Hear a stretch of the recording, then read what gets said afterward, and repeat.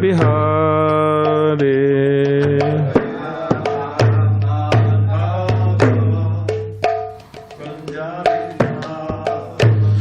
Jai Radha Madhava Kunja Bihari.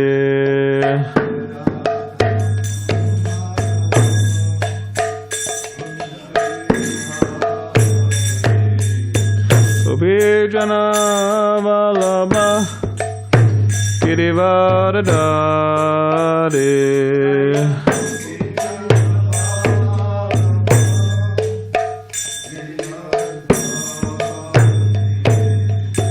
Yashodanandana Brajajana Ranjana.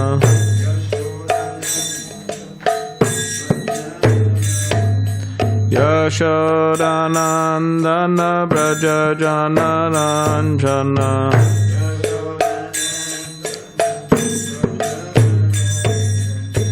Yamuna Tiravanachari.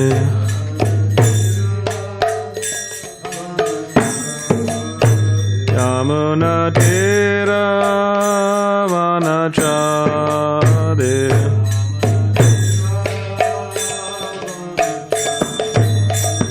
Jaya Radha Madhava Kunja Bihari.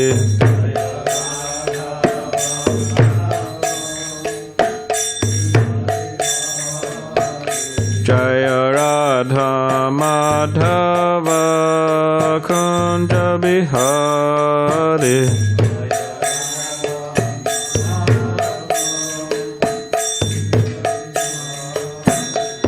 Jai Radha Madhava Kunja Bihari.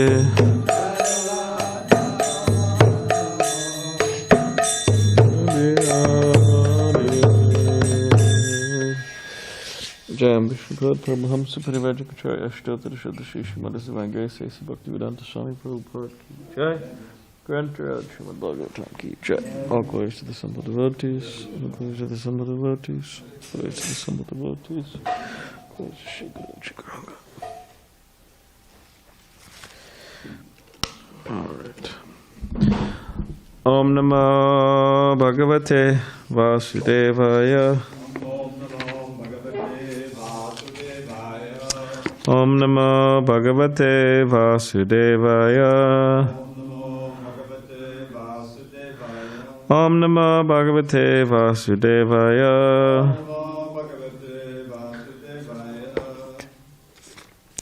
Canto 6. Prescribed duties for mankind. Chapter 6. The progeny of the daughters of Daksha. Text 2.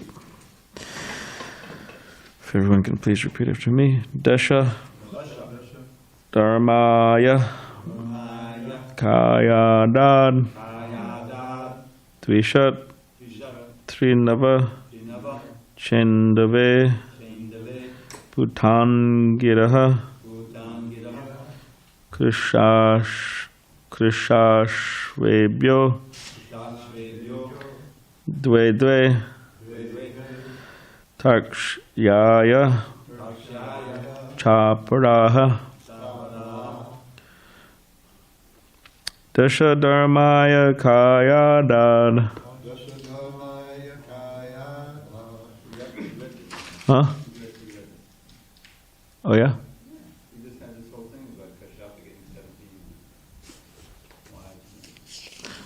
Did you read one verse? I'm sorry? Did you read more than one verse? No, just one.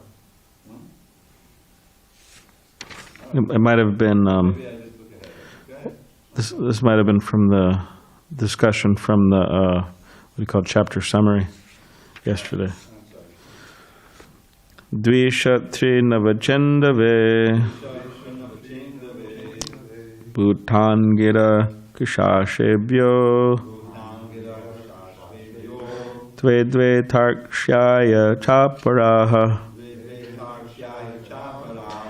Dashadharmaya Kayadad Dvishatri Navachendave Utangira Krishashvebhyo Dve Dve Tarkshaya Chaparaha Dasha Dharmaya Kaya Dad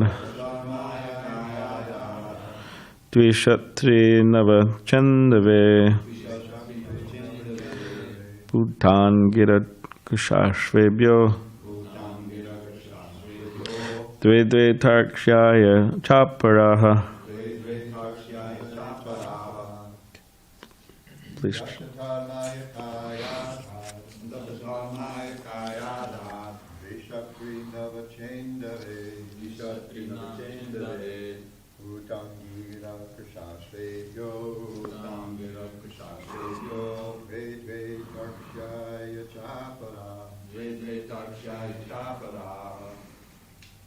Dharmaya Kaya Dharmaya Vishatri Navachendave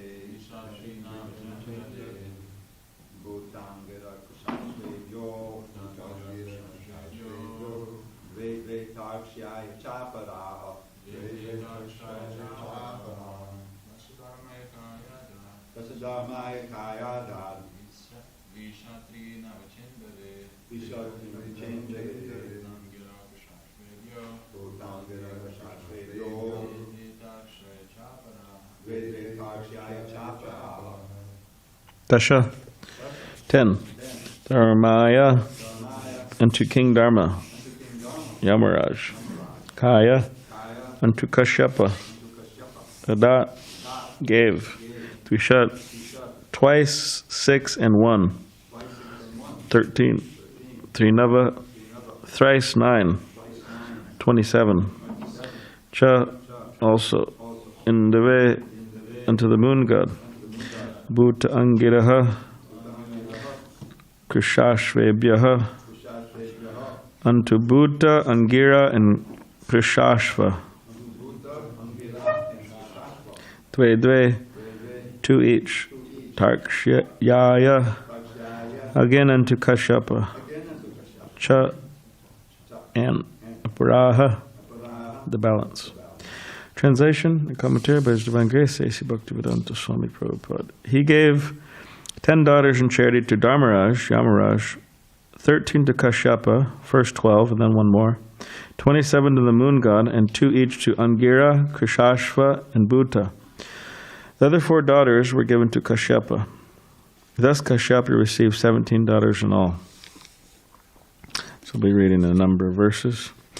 Now please hear from me the names of all these daughters and their descendants who filled all the 3 worlds. The 10 daughters given to Yamaraj were named Banu, Lamba, Kukud, Yami, Vishwa, Sadhya, Marutvati, Vasu, Muhurta, and Sankopa.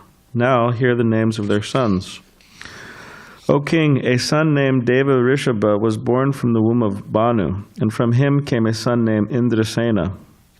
From the womb of Lamba came a son named Vidyota, who generated all the clouds. From the womb of Kakud came the son named Sankata, whose son was named Kikata. From Kikata came the demigods named Durga. From Yami came the son named Swarga, whose son was named Nandi.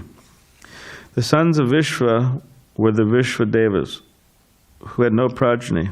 From the womb of Sadhya came the Sadhyas, who had a son named Artasiddhi. The 2 sons who took birth from the womb of Marutvati were Marutvan and Jayanta. Jayanta, who is an expansion of Lord Vasudeva, is known as Upendra. The demigods named Mahortikas took birth from the womb of Muhurta. These demigods delivered the results of actions to the living entities of their respective times. The sons of Sankalpa was known as Sankalpa, and from him lust was born.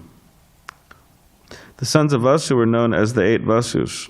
Just hear their names from me: Drona, Prana, Dhruva, Arka, Agni, Dosha, Vatsu, and Vibhavasu. From Abhimati, the wife of the Vasu named Drona, were generated the sons named Harsha, Shoka, Baya, and so on. Urjasvati, the wife of Prana, gave birth to 3 sons named Saha, Ayus, and Purojava. The wife of Dhruva was known as Dharani, and from her womb various cities took birth. From the womb of Vasana, the wife of Arka, came many sons, headed by Tarsha. Dara, the wife of Vasu named Agni, gave birth to many sons, headed by Dharvinaka. From Kirtika, another wife of Agni, came the son named Skanda, Kartikeya, whose sons were headed by Vishaka. From the womb of Sarvari, the wife of the Vasu named Dosha, came the son named Shishumara, who was an expansion of the Supreme Personality of Godhead. From Angirasi, the wife of the Vasu named Vasudu, was born the great architect Vishwakarma. Prabhupada nicknamed his disciple Narayana Prabhu Vishwakarma. He's a great architect. He's building Rath Yatra carts. Vishwakarma became the husband of Akriti, from whom the Manu named Chakshusha was born. The sons of Manu were known as the Vishwadevas and Sadyas. Usha, the wife of Vibhavasu, gave birth to 3 sons, Vashta, Rochisha, and Atapa. From Atapa came Panchayami, the span of day, who awakens all living entities to material activities. Sarupa, the wife of Bhuta, gave birth to 10 million Rudras, of whom the 11 principal Rudras were Raivata, Aja, Bhava, Bhima, Vama, Ugra, Vishakapi, Ajayakapa, Ahir, Bradna, Varupa, and Mahan. Their associates, the ghosts and goblins, who were very fearful, were born of the other wife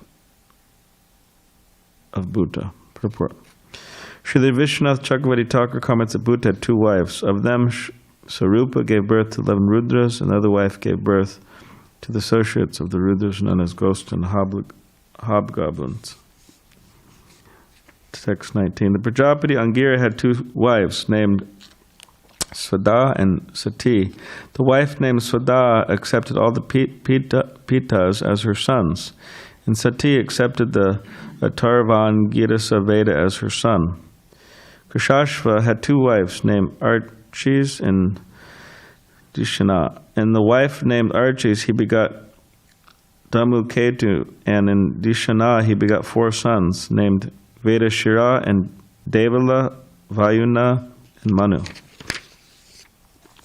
Kashyapa, who was also named Tarksha, had 4 wives, Vinata, Suparna, Kadru, Patangi, and Yamini.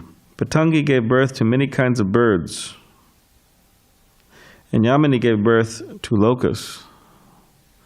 Vinata, Surpana, gave birth to Garuda, the carrier of Lord Vishnu, and to Anuru, or Aruna, the chariot driver of the sun god. Kadru gave birth to different varieties of serpents.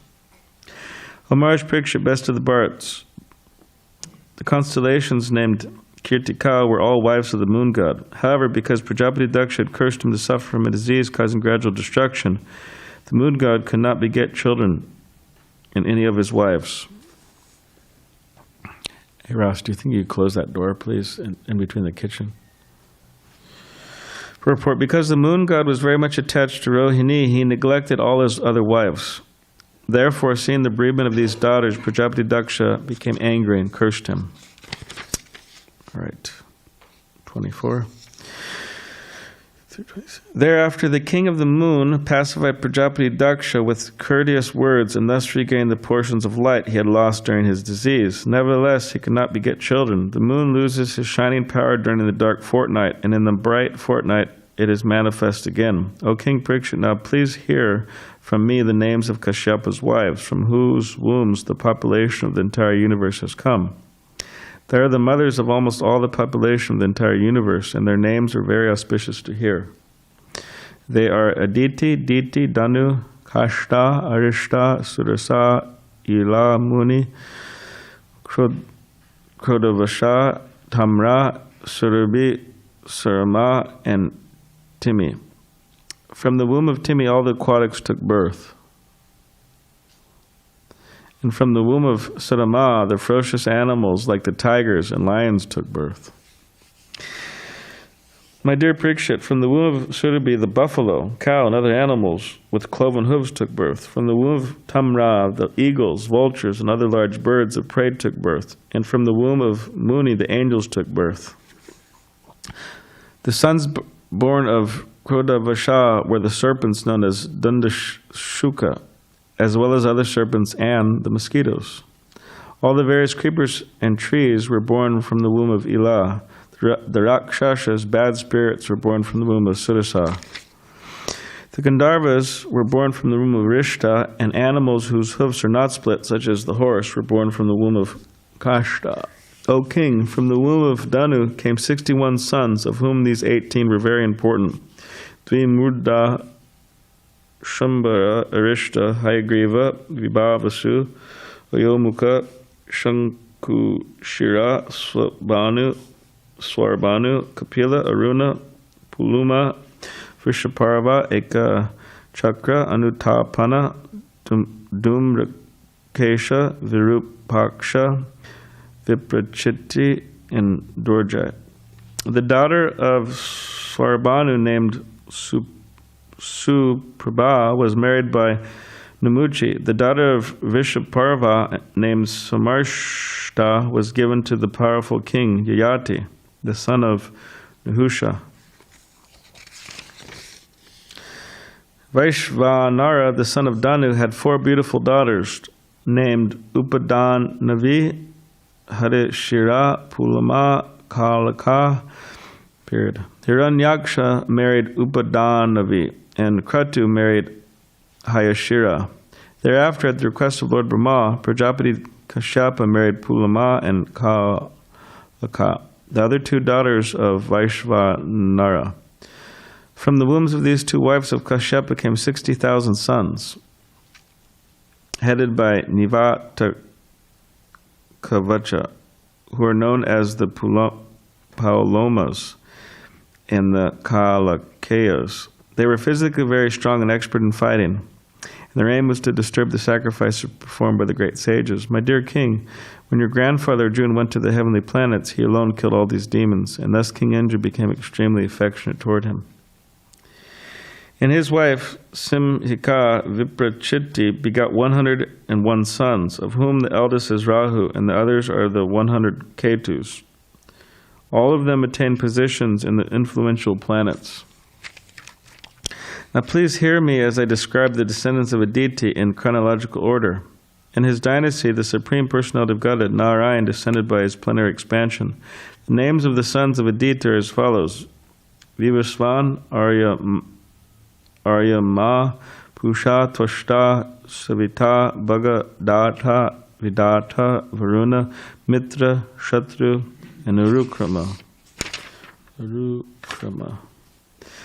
Sangya, the wife of Vivishvan, the sun god, gave birth to the Manu named Shradhadev, and the same fortunate wife also gave birth to the twins Yamaraj and the river Yamuna. Yamaraj and the river Yamuna are twins, and brother, sister. Then Yami, while wandering on the earth in the form of a Mar, gave birth to the Ashwini Kumaras.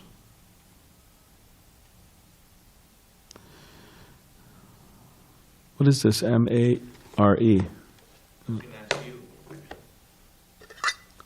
Is it mare? Mare. I guess mare. Well, what is a mare? Is that a young horse? Horse? Okay. Mare. Chaya, another wife of the sun god, begot 2 sons named Shanaichara and Savarni Manu, and 1 daughter, Tapati, who married Samvarana. From the womb of Matrika, the wife of Aryama, were born many learned scholars. Among them, Lord Brahma created the human species, which are endowed with an aptitude for self-examination. Pusha had no sons. When Lord Shiva was angry at Daksha, Pusha had laughed at Lord Shiva and shown his teeth. Therefore he lost his teeth and had to live by eating only ground flour. Rachana, the daughter of the Daityas, became the wife of Prajapati Tushta.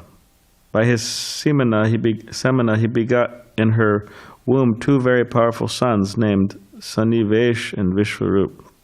Although Vishwarup was the son of the daughter of their eternal enemies, the demons, the demigods accepted him as their priest, in accordance with the order of Brahma, when they were abandoned by their spiritual master, Brihaspati, whom they had disrespected. This is the Bhaktivedanta purports to the 6th canto, 6th chapter of the Srimad Bhagavatam, entitled The Progeny of the Daughters of Daksha. Right, so we'll move on to chapter 7. This is the summary. The last verse is mentioned what's going to be happening. The last verse that we just read is mentioned what's going to be happening in the 7th chapter. Indra offends his spiritual master Brihaspati. As related in this chapter, Indra, the king of heaven, committed an offense at the feet of his spiritual master Brihaspati. Brihaspati therefore left the demigods, who then had no priest. However, at the request of the demigods, Vishwarup, the son of the Brahman Tushta, became their priest. Once upon a time, Indra, the king of the demigods, was sitting with his wife Shachi Devi and being praised by various demigods like the Siddhas, Charnas, and Gandharvas, when Brihaspati, the spiritual master of the demigods, entered the assembly. Indra, being too absorbed in material opulence, forgot himself and did not respect Brihaspati, who thus became aware of Indra's pride and his material opulence, and immediately disappeared from the assembly to teach him a lesson. Indra became most repentant, understanding that because of his opulence he had forgotten to respect his spiritual master. He left the palace to beg pardon from his spiritual master, but could not find Brihaspati anywhere. Because of his disrespectful behavior toward his spiritual master, Indra lost all his opulence, was conquered by the demons, who defeated the demigods in a great fight and occupied Lord Indra's throne. King Indra, along with the other demigods, later took shelter of Lord Brahma. Understanding the situation, Lord Brahma chastised the demigods for their offense to their spiritual master. Following Lord Brahma's orders, the demigods accepted Vishwarup, who was a Brahmin, and the son of Tushta as their priest. Then they performed yagyas under the priesthood of Vishwarup and were able to conquer the demons. Okay, text 1. Shri Rajavacha Kasya Heta Pradit Ta acharyenatmana shrudaha etad achakshva Bhagavan Trishyanam akramam kudo. Translation: Maharaj Parikshit inquired from Shukadeva Goswami, O great sage, why did the spiritual master of the demigods, Brihaspati, reject the demigods, who were his own disciples? What offense did the demigods commit against their spiritual master? Please describe this to me. Please describe to me this incident. Purport. Srila Vishwanath Chakravarti Thakur comments, Saptame Guruna Toktair Devar Daitya Parajtai Vishwarupa Guru Tvena Vrito Brahmo Padeshataha. This 7th chapter describes how Brihaspati was offended by the demigods, how he left them and the demigods were defeated, and how the demigods, following the instructions of Lord Brahma, accepted Vishwarup as the priest to perform their sacrifice. Text 2.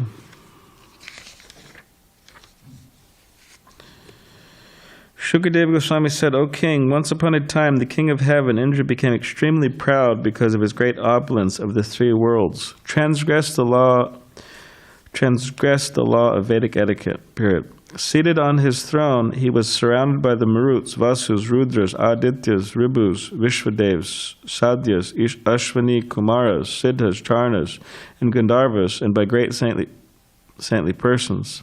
Also surrounding him were the Vidyadharas, Apsaras, Kinnaras, Patagas, birds, Aragas, snakes.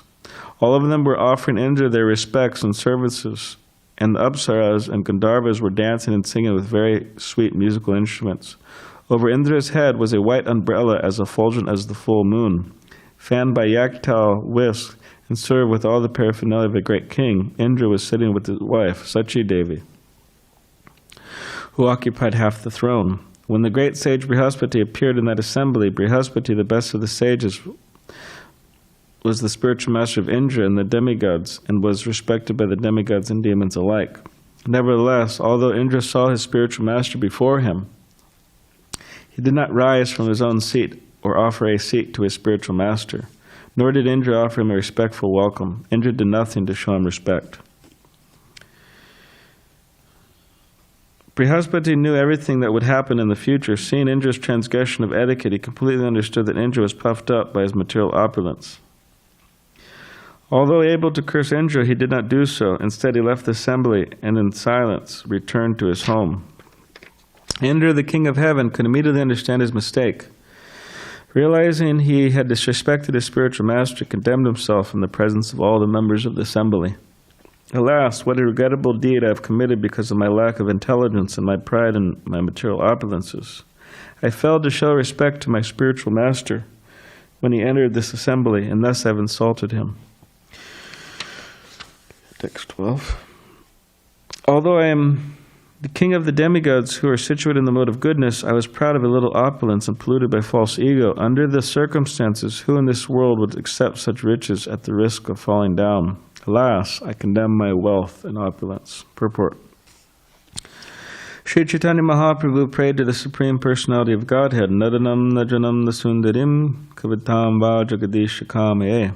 O my Lord, I do not aspire for material opulence or wealth, nor do I want a great number of followers to accept me as their leader, nor do I want a very beautiful wife to please me. Mama Janmani Janmani Ishvare Bhavatad Bhakti Rahoitiki Tvai.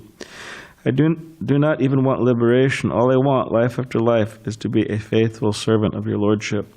According to the laws of nature, when one is extremely opulent, one becomes degraded. And this is true both individually and collectively. The demigods are situated in the mode of goodness, but sometimes even one who is situated in such an exalted position as King Indra, the king of all the demigods, falls down because of material opulence. We are now actually seeing this in America. The entire American nation has tried to advance material opulence without striving to produce ideal human beings. The result is that Americans are now regretting the wholesale criminality of American society and are wondering how America has become so lawless and unmanageable. As stated in Srimad Bhagavatam 7.5.31, Nate vidu swarta gatim hi Vishnum. Persons who are unenlightened do not know the aim of life, which is to return home back to Godhead. Therefore, both individually and collectively, they try to enjoy so-called material comforts, and they become addicted to wine and women. The men produced in such a society are less than fourth class. They are an unwanted population known as Varna Sankara. And as stated in Bhagavad Gita, an increase of Varna Sankara population creates a hellish society. This is a society in which Americans now find themselves. Fortunately, however, the Hare Krishna movement has come to America, and many fortunate young men are giving serious attention to this movement, which has created an ideal men of first-class character, men who completely refrain from meat-eating, illicit sex, intoxication, and gambling. The American people who are serious about curbing the degraded criminal life of their nation, they must take to the Krishna consciousness movement and try to create the kind of human society advised in Bhagavad Gita. Chaturvana maya shishtam gunakarmi vibhagashaha. They must divide their society into first-class men, second-class men, third-class men, and fourth-class men. Since they are now creating only men who are less than fourth class, how can they avoid the dangers of a criminal society? Long, long ago, Lord Indra regretted his disrespect to his spiritual master, Brihaspati. Similarly, it is advised that the American people regret their mistaken advancement in civilization. They should take advice from the spiritual master, the representative of Krishna. If they do so, they will be happy, and theirs will be an ideal nation to lead the entire world. Om Ganatibadandasya Gananjana Shalakya Chakshulan Militamina Tasmai Shri Gurave Namaha Makam Kritavachalam Pangam Langate Girim Yakripadam Maham Vande Shri Gurun Dinitaranam Vancha Kapadra Bishta Kripasinabhe Patitanam Pavani Bhyo Vaishnave Bhyo Namo Namaha Jai Shri Krishna Chaitanya Prabhu Nityananda Shri Advaita Gadadhar Shivasari Gaur Bhaktavinda Hare Krishna Krishna Krishna Hare Hare Hare Rama Rama Rama Hare Hare.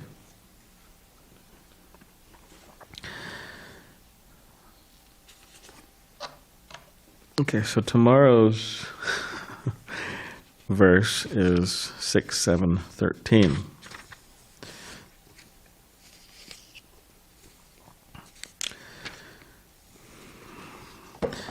So Chaitanya Mahaprabhu, he teaches us how to pray, and in the Shikshashtakam, Nadanam Najanam Nasundarim. So he pretty much, he covers everything. We shouldn't be praying for opulence or wealth or followers or beautiful spouse. Someone may say, hey, well, maybe I'll pray for an ugly spouse. I was just thinking that when I was reading it. But beautiful, semi-beautiful, ugly, we don't pray for any spouse. Liberation, we don't pray for liberation. So we're praying to be a servant life after life. To be able to serve. That's the prayer. That's the pure devotional standard. Now, of course, if one's not on that level, we shouldn't feel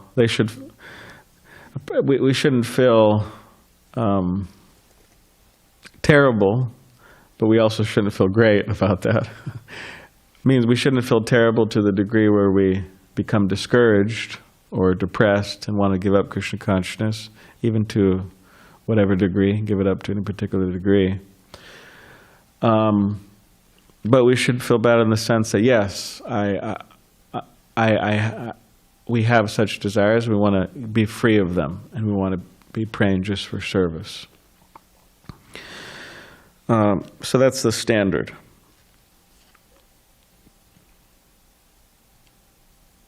So Lord Indra, he had an inconceivable amount of opulence. He's the king of heaven. He wasn't like the president of the United States, which a lot of people would say, oh, that's like a curse or something, President of the United States or of a particular country or king of the world or something like that. And he is the king of heaven. So the amount of opulence he has is, inconceivable. And he has all of these people serving him. There was a long list of all of his associates, and they're all focused on him and serving him. And then when his spiritual master, Brihaspati, came in, he was so intoxicated, just like Nalakuva and Manigriva when Narada Muni passed by. They were so intoxicated, they didn't see Narada Muni. They didn't acknowledge him, but they just remained in the river in their state, right? Naked state.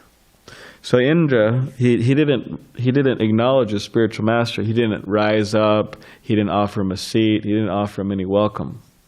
And this is offensive. One should welcome the spiritual master in a very opulent fashion. So Brihaspati said, okay, this person's proud. I'm leaving. He went home, and from this ensued a huge issues, which we'll hear more about in the chapter, as the chapter goes. But as Prabhupada is saying in today's purport, the text 12 of chapter 7, he's saying that when one becomes opulent, they tend to forget Krishna. They tend to forget the Supreme Personality of Godhead, and they become intoxicated. And they become degraded. So that's the danger with material opulence. Bhogeshvara prasaktanam chaitasam. Krishna says in the Bhagavad Gita, those who are too bewildered by material opulence, the resolute determination for devotional service doesn't take place, doesn't take birth.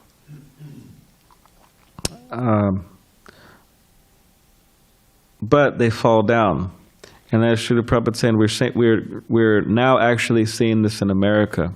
It's interesting because Prabhupada would, throughout his books and purport, or throughout his purports, there would be times where he would specifically mention, America, but it was not that he was mentioning it all the time in his purports. America, America, America, America. But specifically, he's like really focusing on America here. We've seen this in America, America, America. Chapter 7, text 12 of the purport. The entire American nation has tried to advance material opulence without striving to produce ideal human beings. So Srila Prabhupada is saying that this is the problem.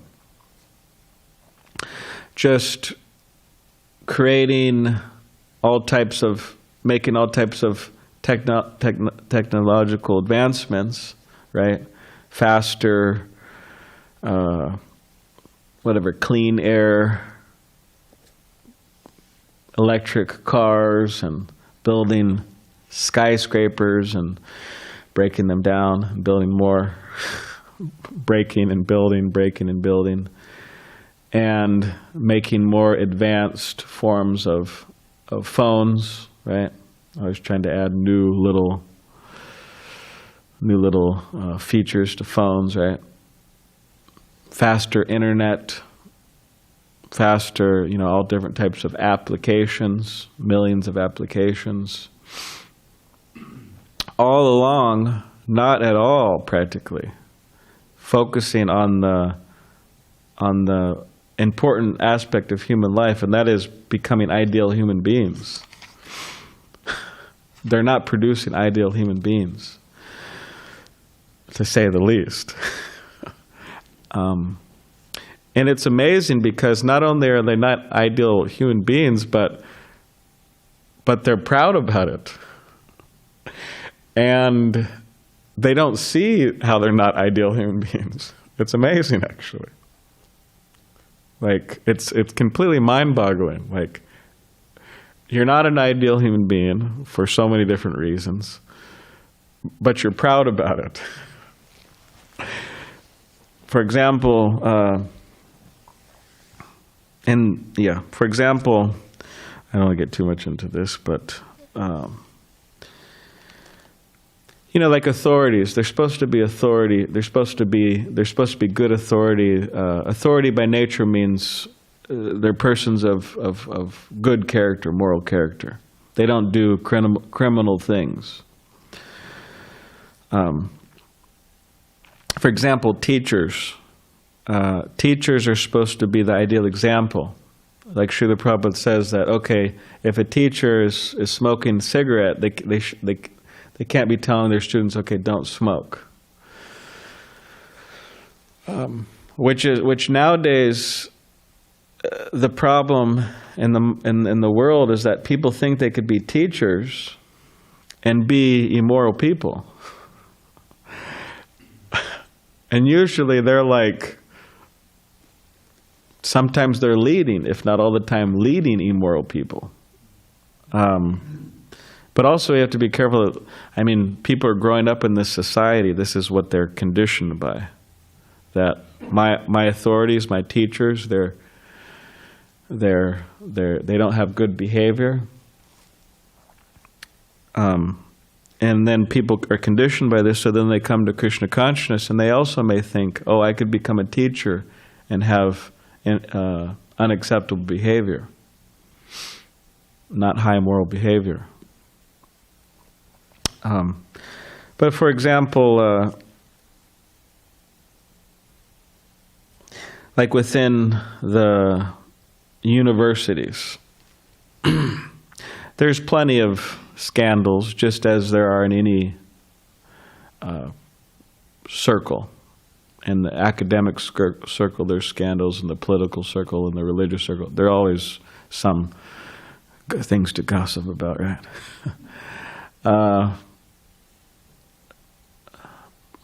But there's cases of teachers having some illicit connections with their students, and of course it's surprise, surprise.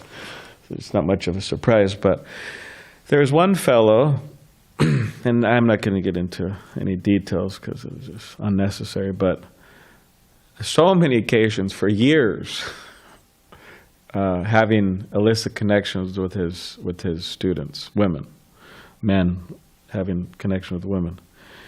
And it's amazing that the school system, this is actually here in San Diego, but the school system, first of all, they just removed the guy from the school, right? Okay, good. But it's interesting, the guy just transferred to a nearby San Diego school, transferred, and like no problem, no problem. There was no problem of giving the guy, it was like a silent reference, we won't tell him, how much of a criminal the guy is. But the guy's statement was interesting. He said, yeah, what I did, it doesn't mean I'm a bad teacher, it just means I'm a bad husband. Which I was like surprised, like, doesn't mean you're a bad teacher. It's like, and I'm not getting into the details here because, but doesn't mean he's a bad teacher, but means he's a bad husband. Okay, that's what the guy said. And he's this, big, learned, so-called learned professor, right? Okay, you're a bad husband, but you're also a bad teacher. And therefore Prabhupada said, worse than fifth class, just proud of being, and they can't see. Therefore, Maya Pratigana, their knowledge has been stolen by illusion.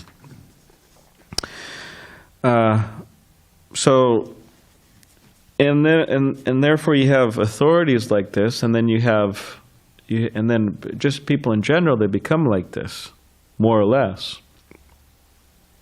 It becomes lawless and unmanageable.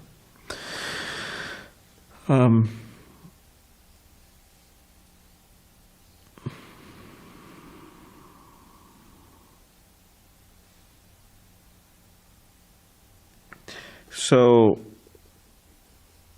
and they become addicted, as Srila Prabhupada says, to all types of sinful activities, means these four: meat eating, illicit sex, intoxication, and gambling.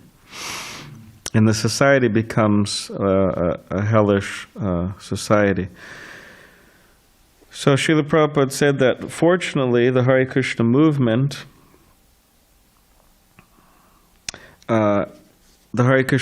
has come to America and all over the world. I don't know exactly when Srila Prabhupada wrote this purport, what year it was. You know Jarita Prabhu? Prabhupada, he was writing the 6th canto purport. Yeah, what year was that? 1973 or something? Probably the latter part of 75, actually. Oh, 75, okay. Yes. Okay. So the Hare Krishna movement has come to America and it's spread all over the world. And Srila Prabhupada saying that if the American people are serious about curbing the degraded criminal life of their nation, they must take to the Krishna consciousness movement. Means that the problems that they may try to solve can't be solved without God consciousness, can't be solved without Krishna consciousness. As much as they don't like to hear that. We're going to solve the problems. But the way in which society is going, it's very dangerous actually, because just like this professor just being transferred to another college. I mean, he was doing really terrible things, and he's just being transferred, kind of like the silence. So that's just an example. So there's so many examples, and the problem is people, they keep on trying to push the line. Generally, there's a sense in human society, there's acceptable behavior, and then there's a line, and then there's unacceptable behavior. And people keep on trying to push the line farther, farther, farther, or they're trying to race the line. And if you get a whole bunch of people like that, they could all just vote on it. and just introduce really bizarre things. And it could just be acceptable.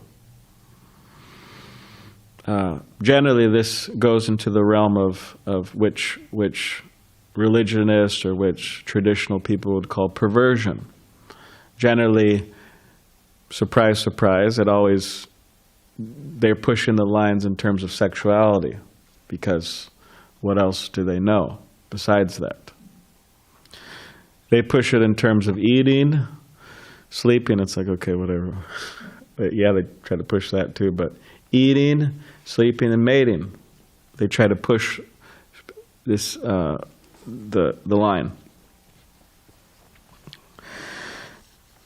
I mean, Prabhupada said some interesting things in relation to that.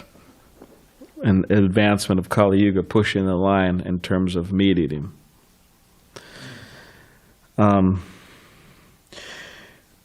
So yeah, it's because if they're not feeling satisfaction from God consciousness, from Krishna consciousness, from deep spiritual goals, then what else do they have? They just have their senses and their mind, and their mind's saying all types of bizarre things, and their senses are wanting all types of things, and they keep on pushing the line. And then things become acceptable over time. So what the Hare Krishna movement, what we're trying to do is we're trying to educate people, give them Srila Prabhupada's books as much as possible, go out on Harinam as much as possible, distribute prasadam as much as possible, put up posters and distribute flyers and whatever, make advertisements on social media as much as possible, start Krishna Lounge type programs and whatever, all these types of things as much as possible, and try to be a good example as much as possible.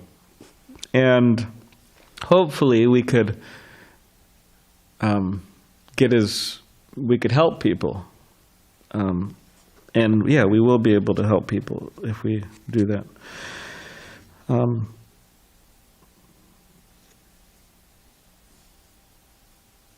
And this is all based on, Srila Prabhupada said, we should take advice from the spiritual master, the representative of Krishna. If we do so, we will be happy, and we'll have an ideal nation to lead the entire world. So, of course, these are very lofty, but we have to try to help the situation. Okay, does anybody have any comment? Yes, Maharaj. And Maharaj will give class tomorrow morning and also tomorrow evening. So, yes, Krishna Lounge talk tomorrow evening. Tomorrow morning? Yes, that's the plan. I mean, if you can't, we could. Hold it down. And then the green light will come on. Regarding the timeline for the 6th canto, I'm delighted to share Srila Prabhupada's comment at the end of the 6th chapter. Okay. Completed on the night of the Vaishakhi Shukla Ekadashi, the 10th of May, 1976, in the temple of the Panchatattva, Nunavadweep, by the mercy of Sri Krishna Chaitanya, Prabhu Nityananda, Sri Advaita Gadadhar Srivasadi Gauru Bhaktavrinda. Thus, we may happily chant Hare Krishna, Krishna Krishna, Hare Hare, Hare Rama, Rama Rama, Hare Hare. Nice. This is the timeline. Well, that's when he finished the 6th chapter, Oh, I the see. 6th canto. I see. And, I guess we could go back and look at the end of the 5th canto to see when he finished that. Oh, that might be interesting. That might have been there too. Okay, nice. Somehow they didn't put it in this book here. Really? Yeah. That's interesting. This is the end of the 6th canto. Of course, this is they printed this in India. I don't know if they... Anyways, that's nice. Yeah, Honolulu, right? Prabhupada appreciated Hawaii to write. You know, nice atmosphere to write. It's not in the ebook, Okay.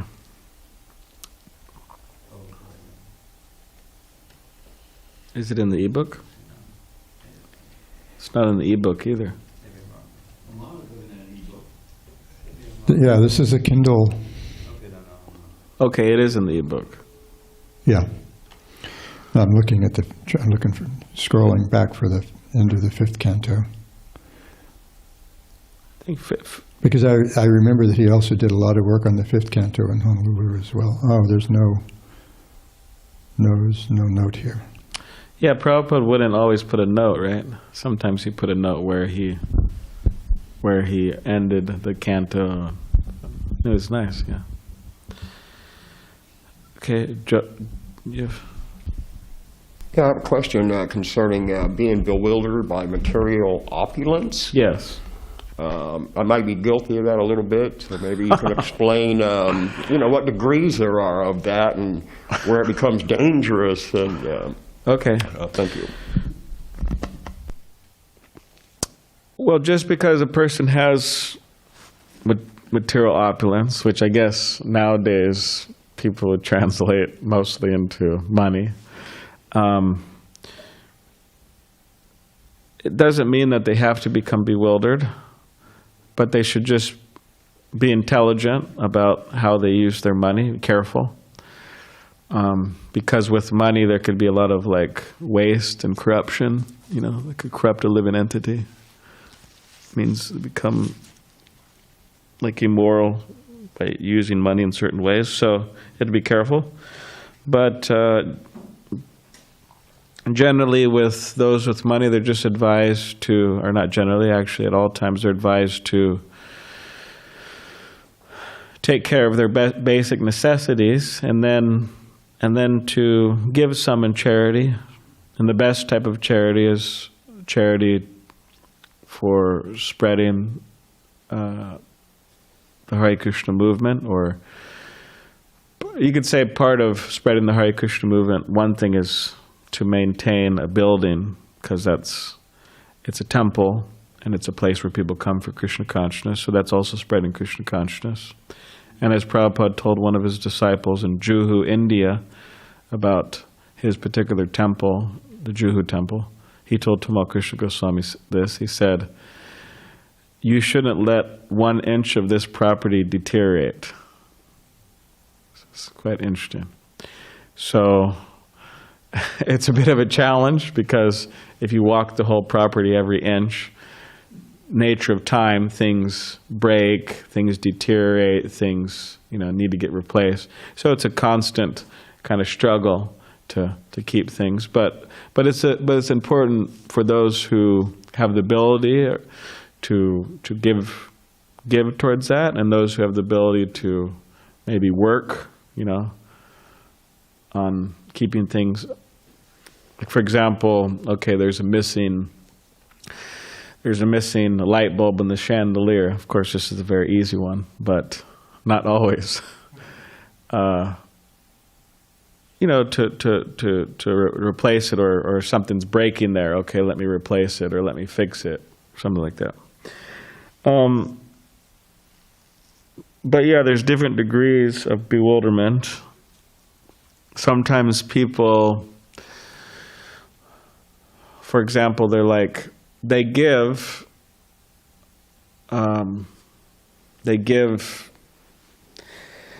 well, you could say a real bewilderment actually is for that if somebody who has something to give and then they don't give it.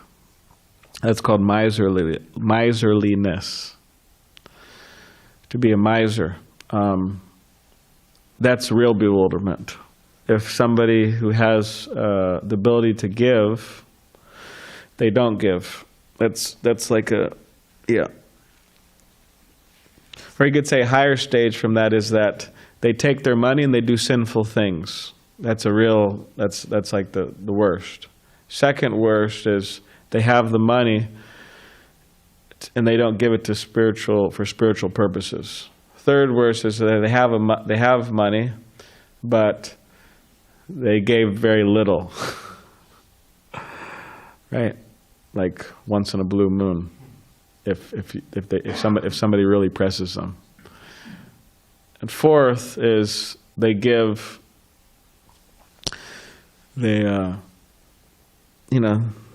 generously.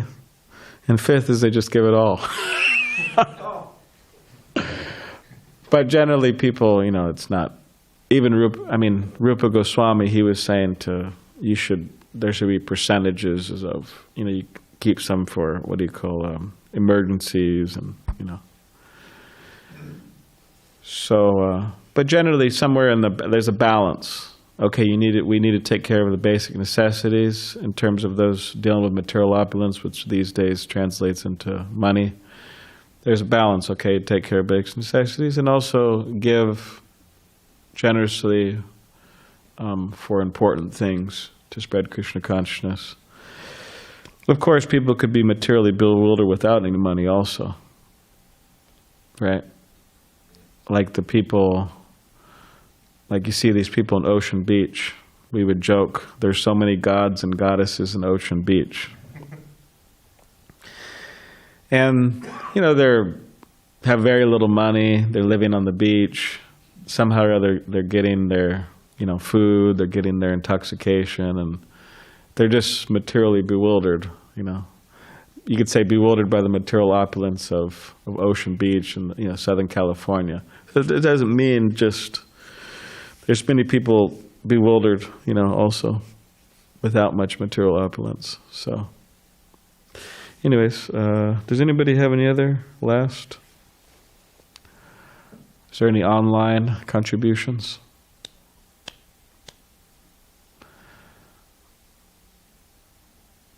All right. Okay, Grantaraj Srimad Bhagavatam ki jai.